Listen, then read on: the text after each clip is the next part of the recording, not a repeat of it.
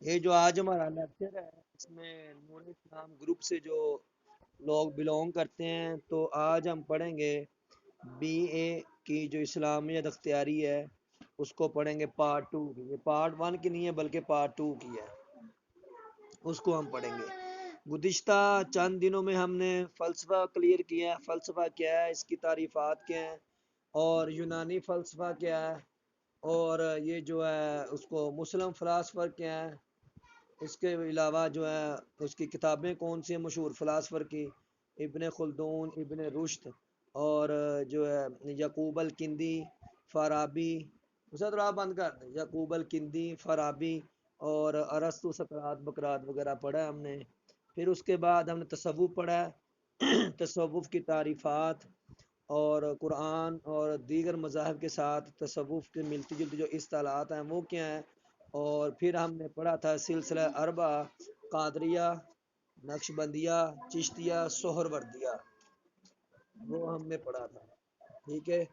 تو قادریہ، سہروردیہ، چشتیہ اور نقش بندیہ یہ ہم نے سلسلے پڑھے تھے۔ تو آج ہم پڑھیں گے انشاءاللہ جو بی اے میں کی اسلامیات ہے اس کو پراپر تھرو آؤٹ، اس کی جو ٹرمز ہیں اور جو مین چیزیں ہیں، جو پرانے لوگ ہیں جو آج کل میں ایڈ ہو رہے ہیں وہ دوبارہ مجھ سے ٹائم لے لیں، میں ان کو فلسفہ اور تصوف دوبارہ جو ہے نا فردن فردن چاہیں چند لوگ مل کے نہیں چاہیں، میں دوبارہ ان کو یہ چیزیں سمجھا سکتا ہوں، میں اس کا پابند ہوں، ٹھیک ہے۔ اچھا جی، پہلا سوال یہ ہے کہ میثاق مدینہ کی چند شرائط بتائیں آپ، میثاق مدینہ کی چند شرائط۔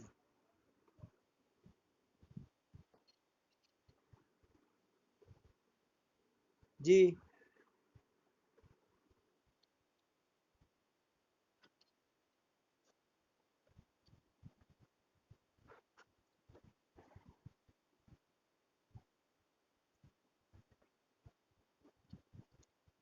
یعنی 15-20 شرائط تھی، آپ کوئی ایک ایسی شرط بتائیں کہ جس سے لگے کہ وہ ریاست مدینہ تھی، ریاست کا قیام یکم ہجری سے شروع ہو گیا تھا۔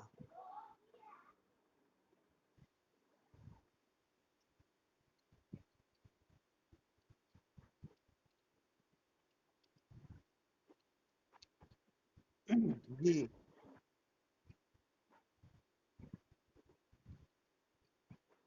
ٹھیک ہے جی، آپ علیہ السلام کی ثالثی سے یہ ظاہر ہوتا ہے کہ اسلامی ریاست کے سربراہ کے طور پر لڑائی جھگڑوں میں صلح صفائی کی صورت میں آپ کو ثالث مقرر کیا جانا گویا کہ اسلامی ریاست کی بنیاد رکھی گئی تھی، ٹھیک ہے۔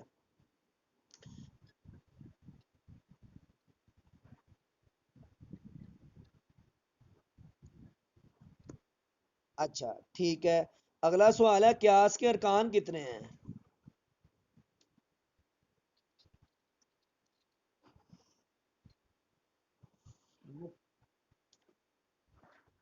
یہ اس میں اس میں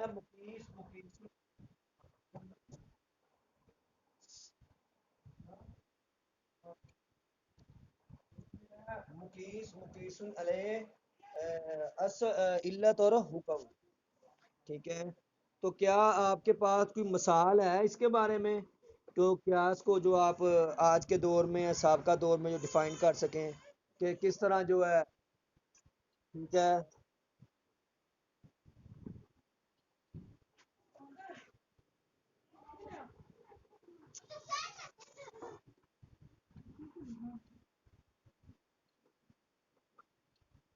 نہیں یہ قیاس کی مثال نہیں ہے، قیاس کی مثال،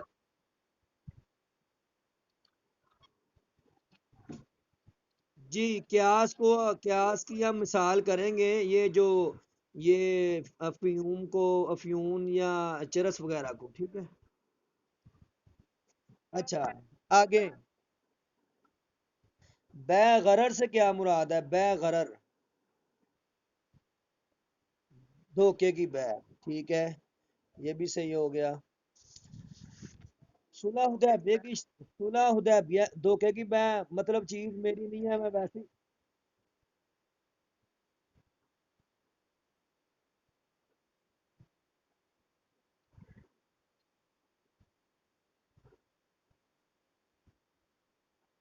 اصل میں دھوکے کی بہ یہ ہے، دھوکے کی دھوکے کی بہ یہ ہے کہ ایک چیز میرے قبضے میں نہیں، میری ملکیت ہی نہیں، میں اس کو اپنا کر کے سیل کر رہا ہوں۔ جیسے آج کل مکان میرا ہے ہی نہیں، نہ کسی نے مجھے کہا، ویسے ہی بیانہ لے کے یار یہ مکان سیل کرنا ہے، بیانہ دو۔ تو یہ ہر قسم کی بہ جو دھوکے میں شمار ہوگی وہ آئے اس میں۔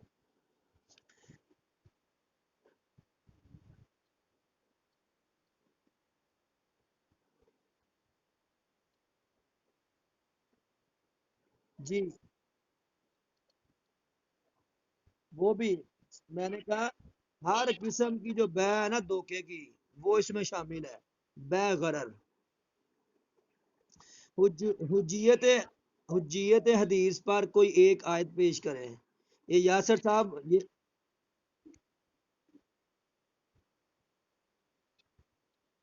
یہ یاسر صاحب آپ کا مائک بڑا، یاسر صاحب،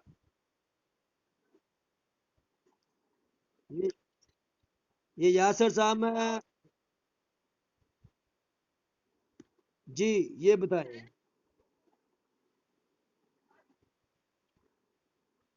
اطیع اللہ و اس کی جو آئیں گے نا، اطیع اللہ و اطیع الرسول، اس کو حجیت حدیث پر جو ہے نا دلائل کر سکتے ہیں۔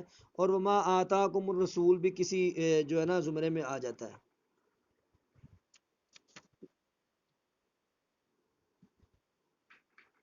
یعنی جو چیز آپ علیہ السلام دیں اسے لے لو، تو آپ نے احادیث دی ہیں نا، ٹھیک ہے۔ ہاں تو وہ اسی کی تشریح ہوگی نا کہ وہ جو آپ علیہ السلام، ٹھیک ہے، یہ بھی ٹھیک ہے۔ صحابہ کرام کے عہد میں جو ہے نا بہت سارے مجموعے تحریری طور پر لکھے گئے تھے، اور نبی علیہ السلام کے دور میں بھی کتاب الصدقہ، نہج البلاغہ اور صحیفہ صادقہ وغیرہ۔ آپ بتائیں کہ اجماع قولی سے کیا مراد ہے؟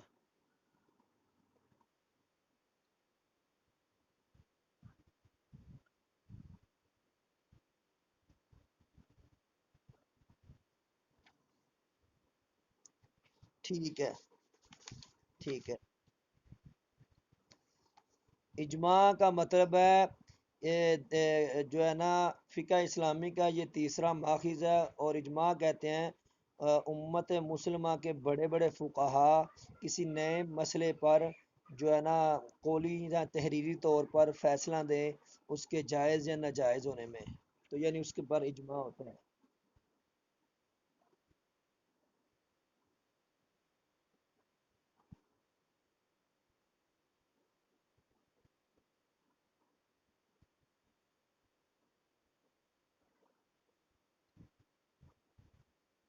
جی وہ الفاظ کا ہیر پھیر ہے، کچھ بھی آپ کر سکتے ہیں۔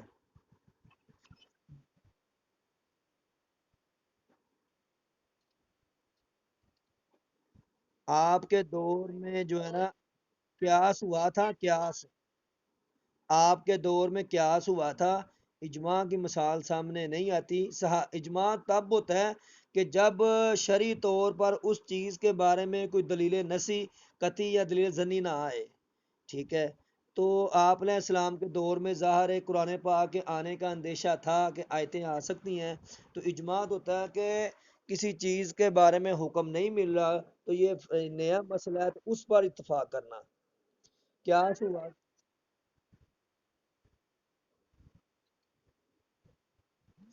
جی بے شمار مثالیں ہیں، بے شمار۔ صحابہ کرام کے دور میں اجماع قرآن پاک کا اکٹھا ہونا، ایک قرات پر اکٹھا کرنا، کتابی شکل میں اکٹھا کرنا، اور یہ جو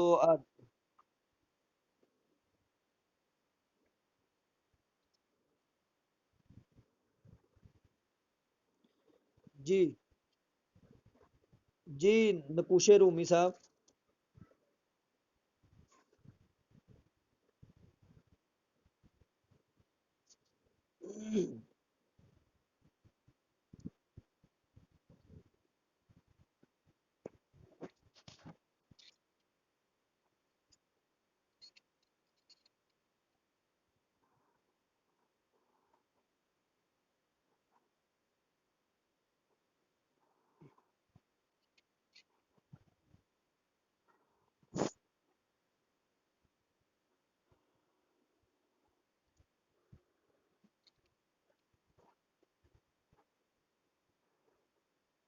ہاں یہ بھی سنا ہوا ہے، سب سے پہلا اجماع کہ آپ علیہ السلام دنیا سے پردہ فرما گئے ہیں۔ تو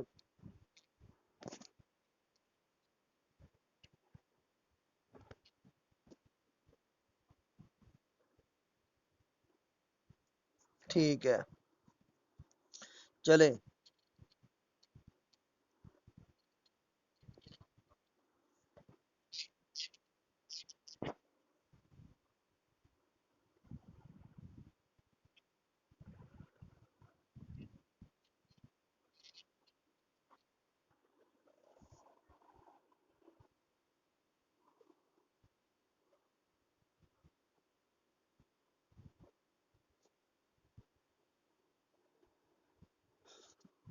جی ہے کسی کے پاس جواب؟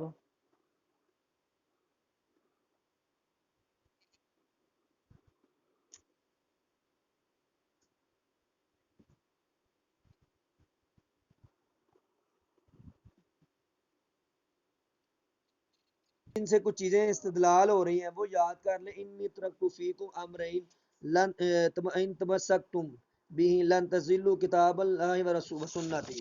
تو یہ چند چیزیں ہیں، ہر بندہ نا فنگر ٹپ پہ یاد کرے کہ پوچھ سکتے ہیں کہ عربی میں کوئی حدیث ہے کہ آپ علیہ السلام کی حجیتی حدیث پہ سنائے کوئی عربی میں، تو یہ کچھ چیزیں آپ اچھے آگے جی سنائیں۔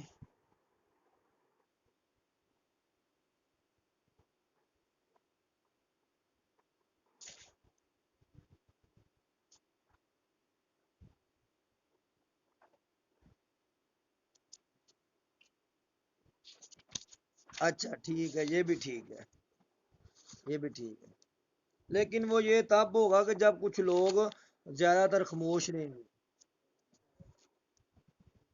فقہ کا لغوی معنی کیا ہے فقہ کا؟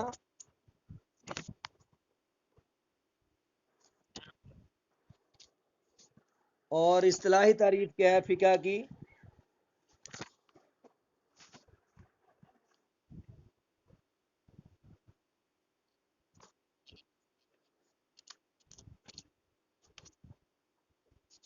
جی جی، اچھا جی، فقہ کی جو فقہ کا لغوی معنی ہے وہ سمجھ بوجھ کرنا، تدبر کرنا، غور و فکر کرنا، اور اصطلاح میں کہتے ہیں الفقہ علم بالمسائل الشرعیہ، فقہ شرعی مسائل کے جاننے کا نام ہے۔ فقہ جو ہے نا شرعی مسائل کے جاننے کا نام فقہ ہے۔ اب ہم سموتھ انداز سے چلیں گے، جب ایک بندہ بول رہا ہو تو دوسرا جواب نہ دے۔ اب فقہ کے چار ماخذ ہیں وہ آپ کو پتہ ہے، قرآن حدیث، اور اس کے علاوہ دوسرے دو کون سے ہیں؟ اجماع اور قیاس۔ یہ آپ نے تعریف پڑھ لی ہے، تو قرآن میں کوئی ہے فقہ کا لفظ، فقہ کو پڑھنے کا سمجھنے کا کوئی آیت ذہن میں ہو؟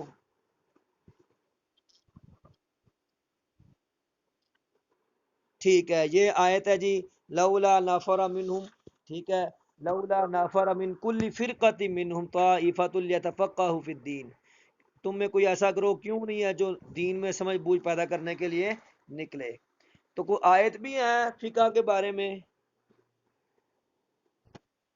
حدیث، حدیث سورہ توبہ، سورہ توبہ آیت نمبر 122، سورہ توبہ آیت نمبر 122، لولا نفر من کل فرقۃ منہم طائفۃ لیتفقہوا فی الدین، ٹھیک ہے۔ اور دو احادیث ہیں اس پہ فقہ پہ، ایک تو یہ ہے کہ میں یرید اللہ بھی خیر یفقہہ فی الدین، میرا اللہ جس کے ساتھ چاہتا ہے بھلائی کا ارادہ کرنا، اسے دین کی سمجھ عطا کرتا ہے، تو یہ ایک یہ ہے۔ اور ایک وہ حدیث آپ نے سنی ہے، فقیہ واحد اشد علی الشیطان من الف عابد، ایک جو فقیہ عالم ہے شیطان پر 1000 عابد سے بھی بھاری ہے۔ تو یہ فقہ کے بارے میں ہم نے ابھی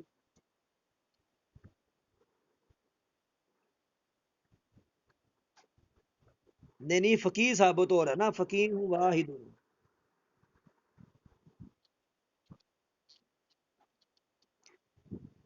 جی۔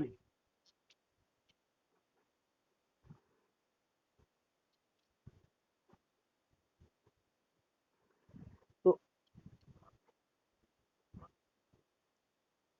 جی جی جی جی، یہ دعا دی تھی ابن عباس کو.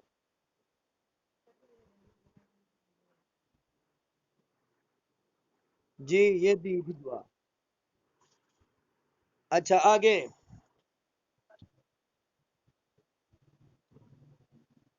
پینی ہے بادشاہ.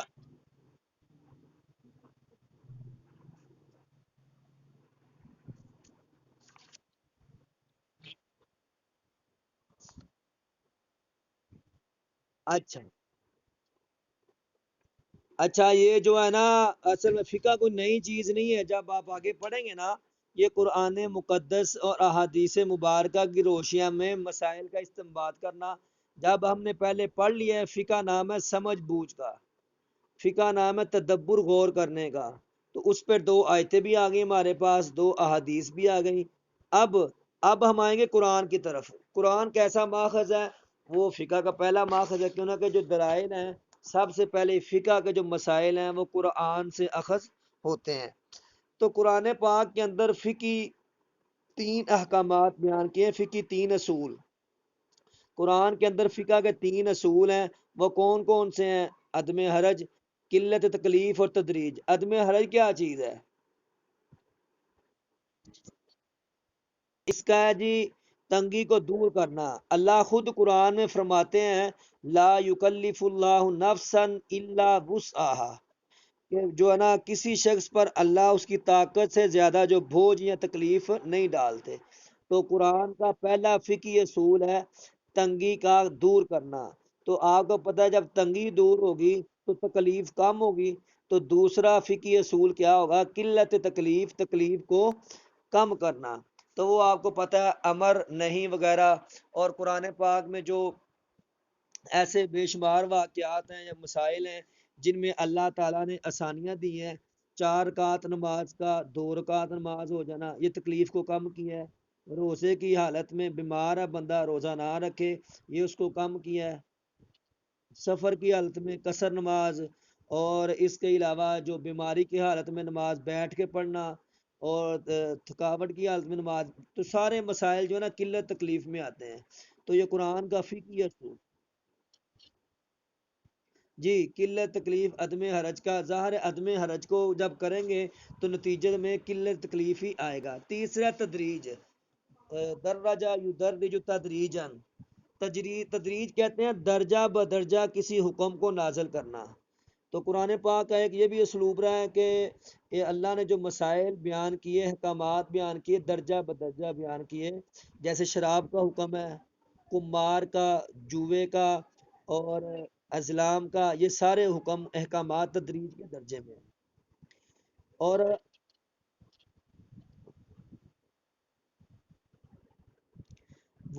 وہ نسق پہ اعتراض کیا تھا کہ کبھی اللہ کچھ کہتے ہیں کبھی کچھ. تو وہ یہ بھی آیت بھی ہو سکتی ہے. پہلی یہ تھی کہ اللہ تعالیٰ نے جو ہے نا شراب کو 3 سٹیپ میں حرام کیا ہے. پہلے حکم آیا تھا یسألونک عن الخمر قل فیما اسم کبیر و منافع للناس. تو اس میں جو گناہ زیادہ ہے اور لوگوں کے لیے منافع کم ہے.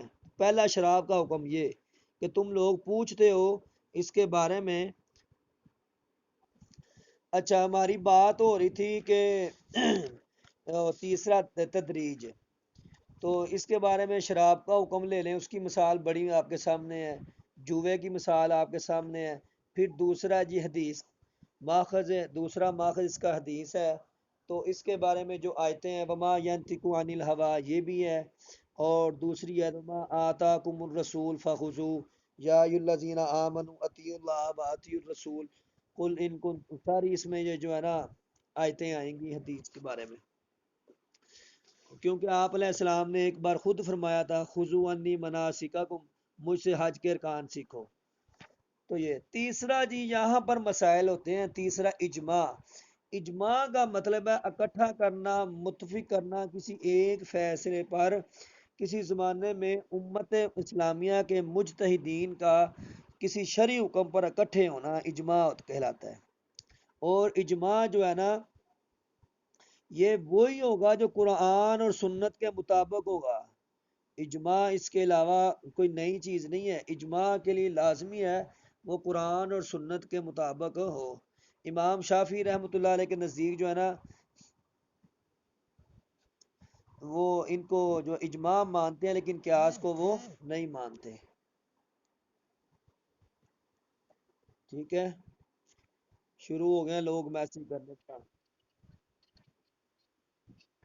ریکارڈ ہو رہی ہے جی۔ اچھا آگے، اجماع، اجماع کی دو قسمیں کون کون سی ہیں؟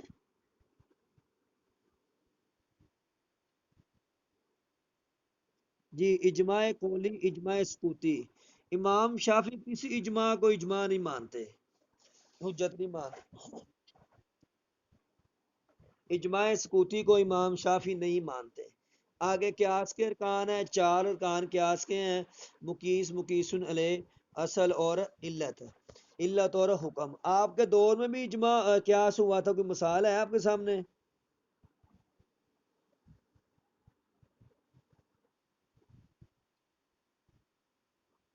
وہ تو اجتہاد کیا تھا انہوں نے۔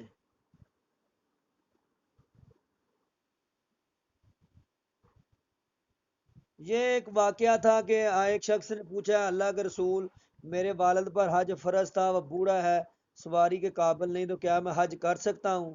تو آپ نے فرمایا کہ اگر تمہارے والد پر قرضہ ہوتا، ہاں قرضہ ہوتا تو قرضہ کون ادا کرتا؟ فرمایا میں۔ فرمایا جب تم قرضہ ادا کر سکتے ہو تو باپ کے ذمہ جو حج فرض ہے وہ بھی ادا کر سکتے ہو۔ معاذ بن جبل والی حدیث بھی قیاس کے زمرے میں آتی ہے۔ اب چلیں قیاس کی بات بھی ہوگی، فقہ کا ٹاپک چل رہا ہے، اور کوئی بندہ چاروں فقہا کی ڈیٹ آف برتھ اور ان کی جو مشہور کتب ہے وہ نام ہے کسی کے ذہن میں؟ جی، تھوڑا سا اونچی بولے ہیں، تھوڑا سا اونچی۔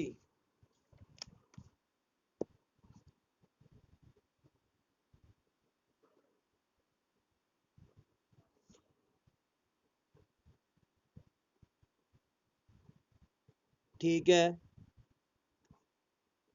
ڈیٹ آف برتھ میں میں ایک بار رپیٹ کر دیتا ہوں: امام ابو حنیفہ 80 تا 150 ہجری، امام مالک 93 تا 179 179، اور امام شافی 150 تا 204، امام احمد بن حنبل 164 تا 241، یہ ان کی ڈریشن ہے۔ اور جو کتاب الاثار فقہ حنفی کی ہے، ظاہر الروایہ، یہ بھی فقہ حنفی کی ہے، جس میں 6 کتابیں ہیں، امام ابو یوسف، امام محمد سے جو منقول ہیں، وغیرہ وغیرہ۔ اور امام شافی کتاب الام، الرسالہ وغیرہ، کتاب الفرائض، یہ امام شافی سے منقول ہے۔ اور امام مالک رحمۃ اللہ کے موطا امام مالک، وہ جو بڑی مشہور ہے، اور کتاب النور اور المدونۃ الکبریٰ، یہ بھی ان کی ہے۔ فقہ حنبلی کی بھی ایک کتاب ہے، وہ بڑی مشہور ہے، مسند احمد بن حنبل رحمۃ اللہ علیہ۔ تو ایک ایک کتاب ان کی کافی ہے۔ اچھا آگے کیا؟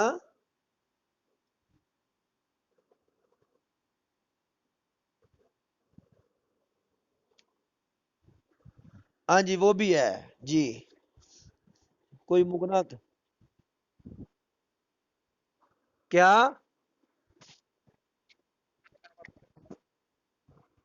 کچھ مغنی، کچھ المغنی کہتے ہیں، کچھ مغنا کہتے ہیں، اب پتہ نہیں الف لام آخر میں ہے کہ وہ لام ہے کہ نہیں۔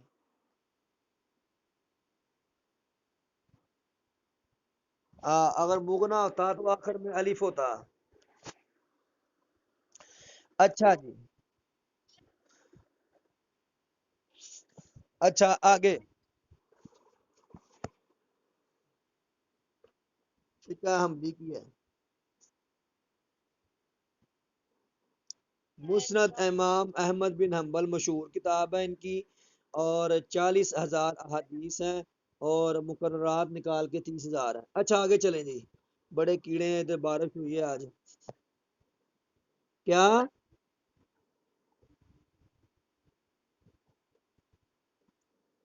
بذات خود شگیردی لکھتے ہیں، استاد آگے پھر تصحیح کرتا ہے۔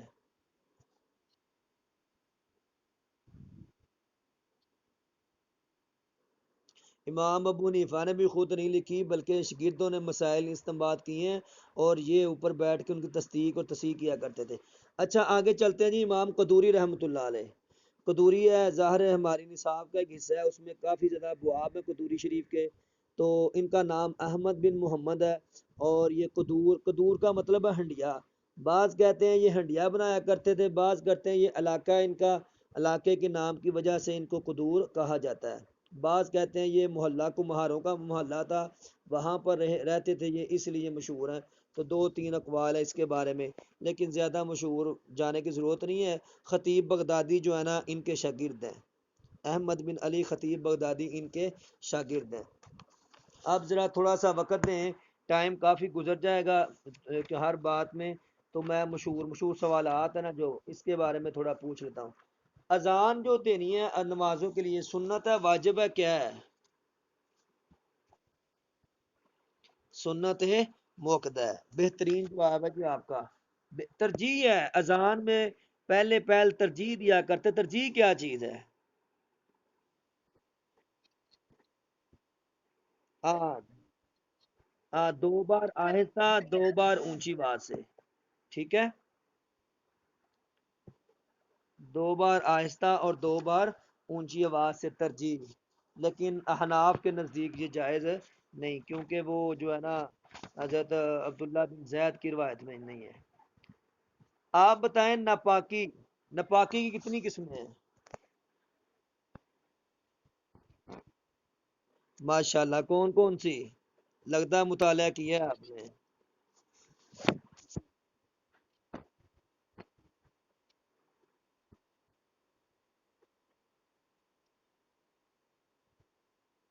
جی، حد سے اکبر، حد سے اصغر۔ اصغر وغیرہ جیسے بندہ بے وضو ہو جائے، یہ اصغر ہے، اور جنابت کی حالت کو حد اکبر بھی کہا جاتا ہے۔ لونڈی کا سطر کیا ہے؟ لونڈی کا سطر کیا ہے؟ لونڈی کا سطر؟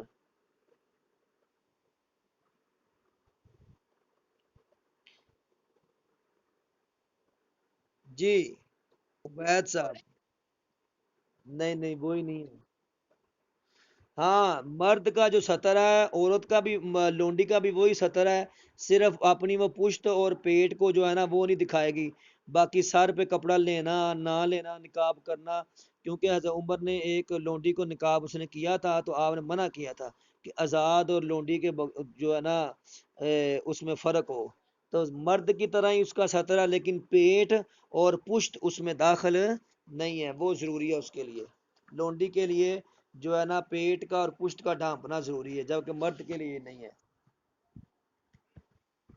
اچھا آگے، نماز کی جو شرائط ہیں، اس میں استقبال قبلہ ضروری ہے؟ اگر ضروری ہے تو کیا مفقود القبلہ بندہ جس کو پتہ ہی نہیں، کیا اس کی نماز کا کیا، کیا آپ کے پاس حل ہے؟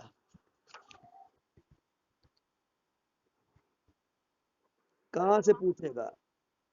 آپ کی کشتی، آپ کی کشتی، آپ کی، ایک منٹ، آپ کی کشتی ڈوب گئی ہے اور آپ صحراؤں میں گم ہے اکیلے ہی، تو کس سے پوچھیں گے؟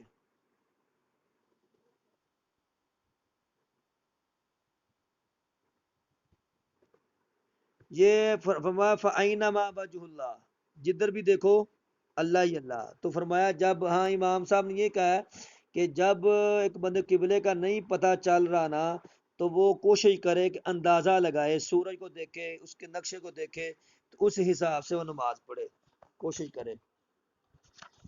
چلیں جی،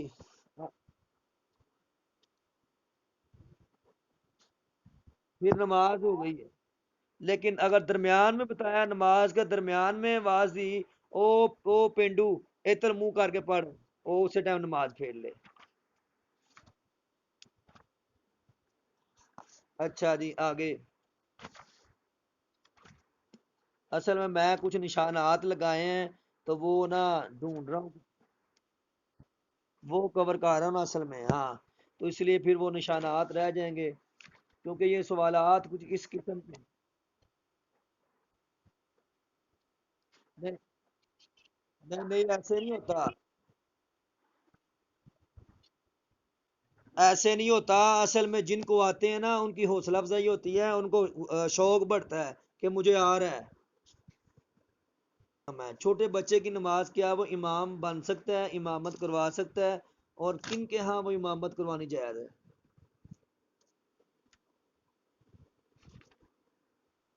جی عبید صاحب، کدھر گئے عبید؟ کن کے ہاں بچہ امام بن سکتا ہے؟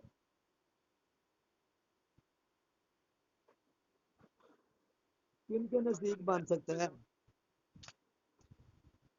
اہل حدیثوں کے نزدیک بن سکتا ہے؟ اور شوافے کے ہاں بن سکتا ہے؟ وہ کہتے ہیں وہ دیکھیں ایک جو بچہ تھا اس نے اسلام قبول کیا تو وہ کفر کی حالت میں وہ پڑھتا رہا تھا، صورتیں یاد کی، تو جب مسلمان ہوا وہ قبیلہ تو فرمایا تم میں قرآن کون زیادہ جانتا ہے؟ تو فرمایا بچہ ہے چھوٹا، فرمایا اس کو امام بنواؤ، تو وہ اس کے دلائل دیتے ہیں، لیکن شوافے کے ہاں بن سکتا ہے۔ آپ یہ بتائیں کہ فرض اور واجب میں کیا فرق ہے؟ فرض اور واجب میں کیا فرق ہے؟ میں فرق یہ ہے، فرض کہتے ہیں جو فرض کہتے ہیں کہ وہ بچے کی جماعت کا حکم تھا وہ شوافے کے ہاں جائز ہے۔ فرض کہتے ہیں کہ جو قرآن یا دلیل نصی یا حدیث متواترہ سے ثابت ہو اسے فرض کہتے ہیں، اور اس کو کرنا باعث ثواب اور چھوڑنا گناہ اور اس کا انکار کرنا کفر، یہ یاد رکھنا۔ فرض کا انکار کرنے والا انسان کافر ہوتا ہے، جبکہ واجب کہتے ہیں جو اس کے مقابلے میں دلیل ظنی سے ثابت ہو اور اس کا انکار کرنے والا انسان کافر نہیں ہوتا، بہرحال گناہ گار ہوتا ہے، کافر نہیں ہوتا۔ تو یہ ہے فرض اور واجب کے بارے میں، یہ پوچھا گیا بار بار۔ اچھا یہاں پر حکم آئے گا صلاۃ المسافر، مسافر کی نماز کا حکم۔ کتنے میل ہو تو مسافر کی نماز جو ہے 4 سے 2 ہو جاتی ہے؟ جی جی اور کوئی؟ اور کوئی؟ اچھا اس میں دو چیزیں ملحوظ و خاطر ہیں اس میں، ایک تو یہ کہ کم از کم 3 دن کا سفر ہو، رات نہیں دن کہہ رہا ہوں، رات کو آرام کرنا ہے، 3 دن اونٹنی پہ یا گھوڑے پہ یا گدھے پہ سفر ہو، تو فقہا نے وہ نکالا ہے تقریباً 3 دن میں بندہ نا 48 میل سفر کرتا ہے، اگر اپنی وہ گھوڑا اونٹ ہونا اس پہ 48 میل سفر کرتا ہے 3 دن میں، تو اس لیے نکالا ہے کہ کم از کم سفر 3 دن کا ہو۔ آج کل ہمارے دور میں تو وہ 3 دن کے آج ہمارا مہینہ بن جائے گا، لیکن ہمارا وہ تقریباً بنتا ہے یہ تقریباً 72 کلومیٹر، 72 کے 78، اس کو کریں نا، جبکہ شوافے کے ہاں یہ 2 دن کا سفر۔ یہاں پر ایک اور سوال یہ ہے کہ اگر یہ سفر بحری سفر ہو تو آپ کیا کریں گے؟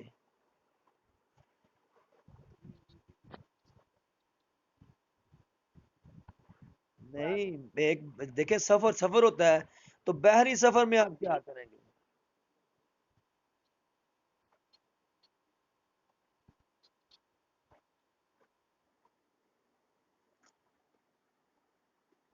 اچھا جی یہ انہوں نے لکھا ہے جی والا معتبر فی ذالک بالسیر فی الماء، کہ یہ جو ہے نا اس میں پانی کے سفر کا اعتبار نہیں، کیوں نہ کہ پانی میں جو اس کی رفتار تیز ہوتی ہے تو اس میں نہیں ہے۔ ٹھیک ہے، سب سے پہلی جو نماز کی قصر کہاں پڑھی گئی تھی؟ آپ علیہ السلام نے کب کس موقع پر پہلی نماز قصر ادا کی تھی؟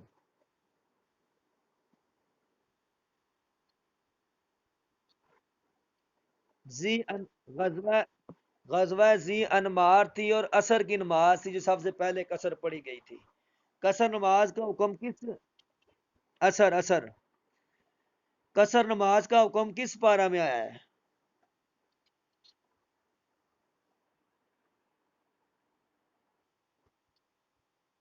زی انمار، غزوہ زی انمار سب سے پہلی قصر یہاں پڑھی۔ اچھا جی سورہ نساء میں آیا ہے کہ اللہ فرماتے ہیں وَإِذَا ضَرَبْتُمْ فِي الْأَرْضِ فَلَيْسَ عَلَيْكُمْ جُنَاحٌ أَن تَقْصَرُوا مِنَ الصَّلَاةِ، جب تم سفر کرو تو تم پر کوئی گناہ نہیں کہ تم کیا کرو نماز کو قصر کرو، یعنی 4 رکعت نماز 2 بن جائے گی۔ وَإِذَا ضَرَبْتُمْ فِي الْأَرْضِ فَلَيْسَ عَلَيْكُمْ جُنَاحٌ، ٹھیک ہے یہ اس کے بارے میں جو ہے نا آگے کیا؟ یہ جو ہے نا، رکوع شروع ہو رہا ہے کوئی، یہ دیکھ لینا، مجھے نہیں ابھی پتا، یہ رکوع شروع ہو رہا ہے۔ ہاں، 10واں رکوع ہے، 11واں ہے۔ اچھا، اگر ایک بندے نے سفر کیا ہے، یہ دیکھیں میں سوال اس استاد سے ہم آپس میں کر رہے ہیں ڈسکشن کہ سفر کیا ہے ایک بندے نے، کم از کم کتنے دن وہاں رہے گا وہ مسافر کہلائے گا؟ 15 دن، ٹھیک ہے، کم از کم 15 دن۔ اور دوسرا سوال میرا سن لیں، میرا سن لیں دوسرا سوال یہ، میری جاب ہوگی ہے پنڈی میں، ٹھیک ہے، میری جاب پنڈی میں ہو گئی ہے، اور میں مہینے بعد آتا ہوں گھر کے لیے، 2 3 دن کے لیے، 4 دن کے لیے۔ اب گھر میں واپس آ کر کیا قصر پڑوں گا؟ کیسے؟ نہیں، یہ دیکھیں، یہ دیکھ نہیں، یہ دیکھیں کہ جب میں نے یہاں سے بدل کر ڈیوٹی کر رہا ہوں پنڈی میں، تو گویا کہ میرا جو ہے نا قیام دن رات کا وہیں پہ ہے۔ اب وہ میرا اصلی گھر ہے، اور یہ کیا؟ ٹھیک ہے، وطن اقامت ہے وہاں پر رہنے والا، لیکن جب میں ادھر آؤں گا، میں 2 دن کے لیے آؤں گا مسافر جب میں ادھر آؤں گا تب میں 2 دن کے لیے آؤں گا جی، وہ کہتے ہیں یار وہ 2 دن کے لیے آیا ہے، ٹھیک ہے، خدمت کر لو، تو ایسے ہی ہوتا ہے نا۔ ٹھیک ہے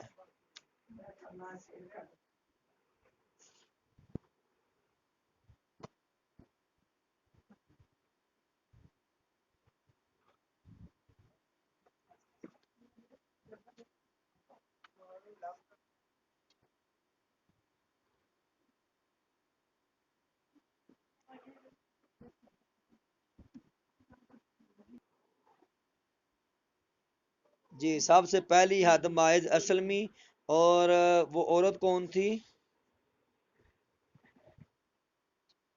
غامدیہ نام، غامدیہ قبیلے کی عورت تھی۔ اچھا، آگے،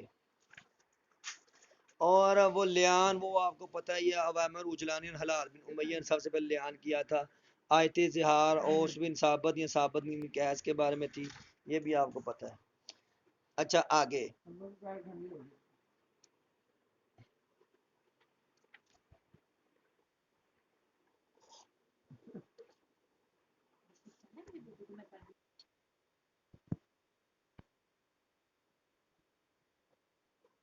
ہاں، وجاد علم کے متحد نا دو، ایک ہے وہ کرنا ان کے ساتھ میں مناظرہ کرنا، اور دوسرا ہے جنگ و جدال بھی کرنا، یہ بھی دونوں اس میں شامل ہے۔ آگے،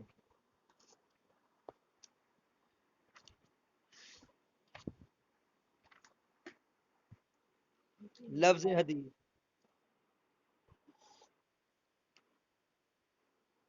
وہ تو حدیث حدیث کہہ رہا ہوں، تحدیث نہیں، وہ تو حدث یحدث تحدیث ہے نا۔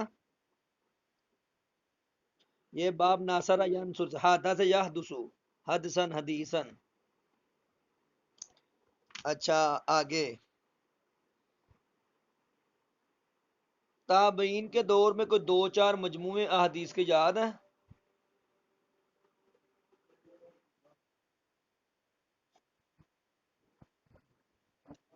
منبع کے منبع، یہ ویسے پوچھو۔ ٹھیک، ٹھیک ہے۔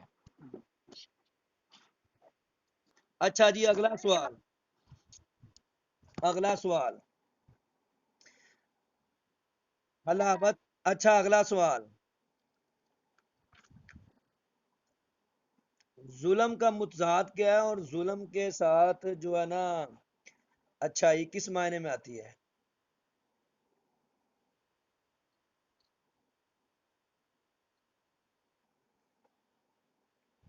یعنی ظالم کی مدد کی جائے، مطلب اس کو ظلم سے روکا جائے۔ جو شراب پر 80 کوڑے سزا دی گئی ہے، یہ قرآن میں ہے، حدیث میں ہے، کہاں پہ ہے؟ اجماع صحابہ ہے یہ، ہاں، آگے بات ہو رہی تھی اجماع صحابہ کی، یہ دلیل ہے اس کی، اجماع صحابہ پہ۔ حدیث میں 40 کی آئی تھی، لیکن حضرت عمر نے 80 کیے تھے، تاکہ سزا بڑھائی جائے اور لوگ جو ہے نا ڈریں اس سے۔ ہاں پھر حضرت علی نے حضرت عثمان کے دور میں جو ہے نا یہ دوبارہ وہ 40 ہی کر دی تھی۔ اچھا آگے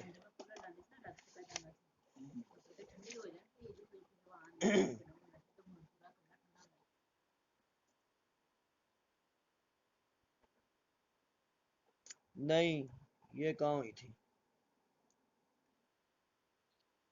یہ کہاں ہوئی تھی، وہ 20 رکعت تراوی تھی، یہ نیا فتویٰ شروع ہو جائے گا۔ اچھا تسریہ سے کیا مراد ہے؟ تسریہ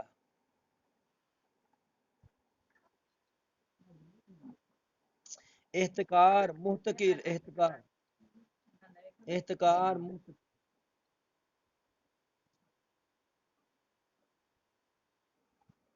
بے شراکت کیا چیز ہے؟ بے شراکت کیا چیز ہے؟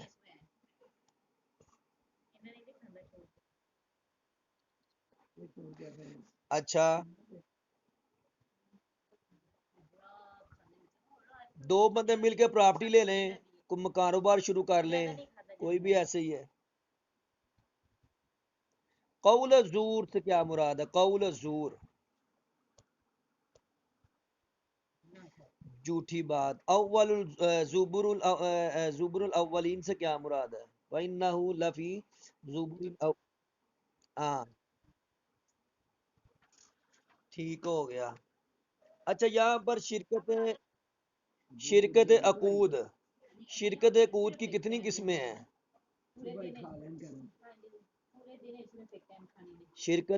دو شرکتیں، شرکت ملک یا شرکت ملک اور دوسرے شرکت عقود۔ شرکت ملک تو یہ ہے نا کہ دو بندوں نے مل کر پراپرٹی لی، مکان خریدا یا جگہ خریدی۔ شرکت عقود کسے کہتے ہیں اور اس میں کتنی اقسام ہے اس کی؟ اس کی 4 اقسام ہے، 4۔ کون کون سی؟ پہلی تو یہ ہے نا شرکت انان، شرکت وجوہ، شرکت صنائع، اور چوتھی کون سی ہے؟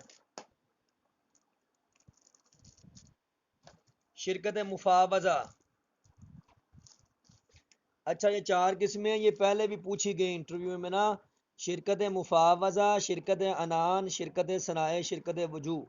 شرکت مفاوضہ کہتے ہیں کہ دو بندوں نے کاروبار شروع کیا، بس 5 منٹ ہے، نماز کا ٹائم ہو گیا۔ پھر دو بندوں نے کاروبار شروع کیا اور دونوں کا مال برابر تھا، نقصان میں نفع میں وہ برابر ہیں، شرکت مفاوضہ۔ شرکت انان کہتے ہیں کہ 2 یا 3 بندوں نے کاروبار کیا لیکن مال دولت میں زیادتی تھی، مثلا ایک کا 5 لاکھ ہے، دوسرے کا 2 لاکھ ہے، تو اسی حساب سے ان کے اندر وہ کیا ہوگا، منافع کی ریشو طے ہوگی۔ شرکت صنائع کہتے ہیں کہ پیسے بارے بندوں کے پاس پیسے نہیں ہیں لیکن وہ کسی چیز کے کاریگر ہیں، وہ دھوبی ہیں، درزی ہیں یا صنائع کسی چیز کے، تو وہ کہتے ہیں کہ جتنا کام ہمارے پاس آئے گا ہم کرنے کے بعد اس کو نا وہ آپس میں برابر لین دین کریں گے۔ شرکت صنائع، صنائع صنعت سے ہے، صنعت سے مراد جو کام کاج۔ نمبر 4 شرکت وجوہ۔ شرکت وجوہ کہتے ہیں کہ بندوں کے پاس مال نہیں، 2 یا 3 بندوں کے پاس، لیکن وہ کہتے ہیں یار ہماری سلام دعا بڑی ہے تو ہم مال نہ اپنی سلام دعا کی بیس پہ ادھار لے کے نہ آگے سیل آؤٹ کرتے ہیں، تو وہ سب اس میں پھر شریک ہو گئے۔ یہ 4 قسمیں ہیں شرکت عقود کی۔ کسی کو سمجھ نہیں آئی تو میں دوبارہ بتا دیتا ہوں۔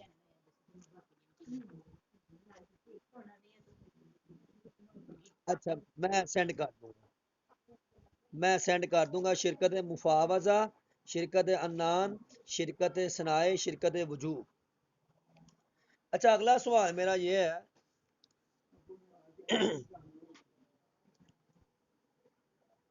اگلا سوال آسان ہی ہے، بس میں دیکھتا ہوں کہ مشکل سا۔ اسماء الرجال سے کیا مراد ہے؟ وہ کتاب ذہن میں ہے آپ کے؟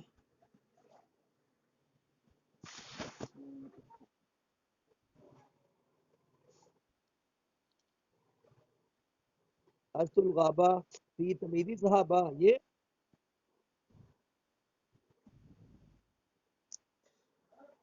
اسماء الرجال سے مراد یہ راویان حدیث کے حالات، واقعات، عادات، اطوار سب اس میں جو ہے نا بیان کیے جائیں، اس پر بحث کی جائے۔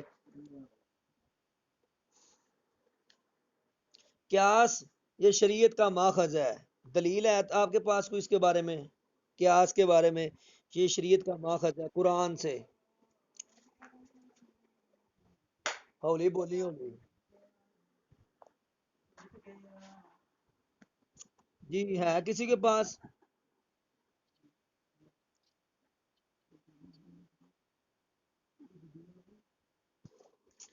نہیں یہ قیاس میں تو نہیں نا ہے۔ ہاں یہ ہے فَاعْتَبِرُوا یا اولی الابصار، یہ بھی ہے اور یہ بھی ہے تِلْکَ الْأَمْثَالُ نَضْرِبُهَا لِلنَّاسِ وَمَا يَعْقِلُهَا إِلَّا الْعَالِمُونَ۔ اللہ بار بار کہتے ہیں کہ عقل والے عقل والے، اور یہ بھی ہے کہ جو ہے نا فَاسْأَلُوا أَهْلَ الذِّكْرِ إِن كُنتُمْ لَا تَعْلَمُونَ۔ اچھا پھر ایک یہاں پہ سوال ہوتا ہے، کیا مذہب پر آنکھیں بند کر کے عمل کرنا چاہیے یا عقل کا بھی استعمال کرنا چاہیے؟ ایک منٹ میں کوئی جواب دے گا اس کا؟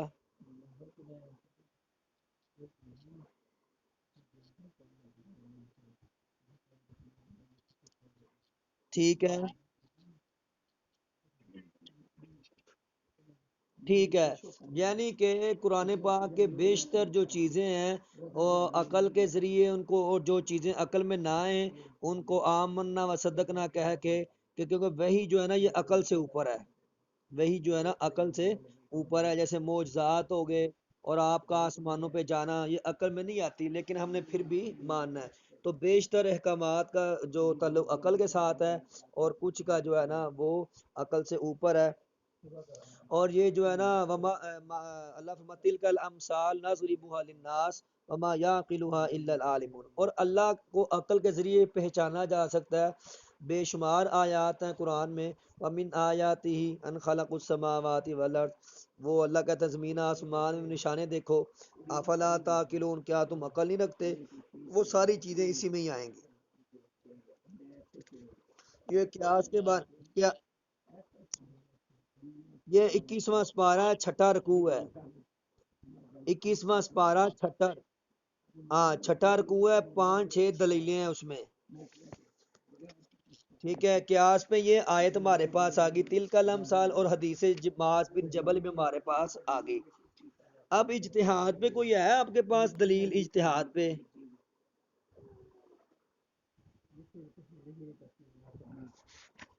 اجتہاد پہ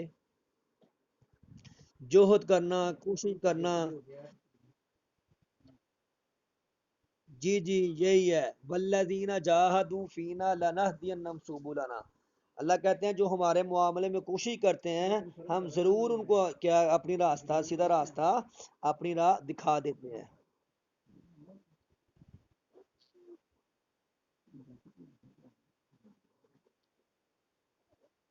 جی وہ اجتہادی تھا نا جو معاذ بن جبل نے کیا تھا۔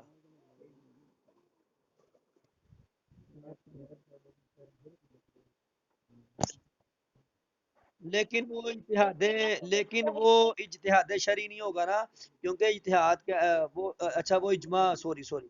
اچھا آگے آپ بتائیں کہ، اچھا ایک منٹ دو، صرف 2 منٹ، باقی پھر کلاس بند کرنی، نماز کے بعد کلاس لیں گے اور علوم القرآن کو پڑھیں گے انشاءاللہ، تھوڑا ٹائم بڑھاتے ہیں۔ پانچوں نمازوں کا ذکر کس آیت میں اور کس پارے میں ہے؟ وہ تو معاہدہ میں تو نمازوں کے اوقات کا ہے نا، ان الصلاۃ کانت علی المؤمن کتاب موقوتا، وہ تو اوقات کا ہے۔ نہیں یہ جو ہے نا، یہ جو ہے نا عاقم الصلاۃ علی دلوک الشمس الی غسق اللیل و قرآن الفجر، یہ دلوک الشمس سے ظہر اثر ہے، غسق اللیل سے شام اور عشاء، و قرآن الفجر سے مراد سورہ اور نماز فجر ہے۔